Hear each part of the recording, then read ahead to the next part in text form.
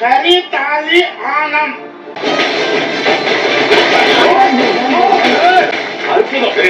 இன்னைக்கு ஸ்பெஷல் ரொம்பவே ருசியாக இருக்கக்கூடிய தாலிக்கறி குழம்பு. இதுக்கு நம்ம ட்ரை ரோஸ்ட் பண்ணி சில இன்க்ரீடியன்ஸ் எடுக்க போகிறோம். அதுக்கு 4 ஸ்பூன் அளவுக்கு மல்லி விதை, பட்டை, கிராம்பு, ஏலக்காய், 1 ஸ்பூன் அளவுக்கு மிளகு, 1 ஸ்பூன் அளவுக்கு ஜீரகம், இது எல்லாத்தையுமே ட்ரை ரோஸ்ட் பண்ணிட்டு நல்லா பொடிச்சு எடுத்து தனியாக வச்சுக்கோங்க. புது விவசாயம் இருக்கீங்க அப்படின்னா ப்ளீஸ் மறக்காமல் சப்ஸ்கிரைப் பண்ணுங்கள்.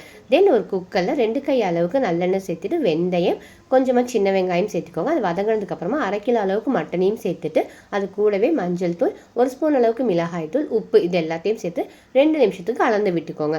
அது கூடவே நம்ம ஒரே ஒரு சின்ன தக்காளி, 2 துண்டு இஞ்சியை தட்டி சேர்த்துக்கிட்டு அது கூட பிரியாணி இலை, தேவையான அளவுக்கு தண்ணி, இது எல்லாத்தையும் சேர்த்து மட்டன் வேகிற அளவுக்கு விசில் வச்சு எடுத்துக்கோங்க.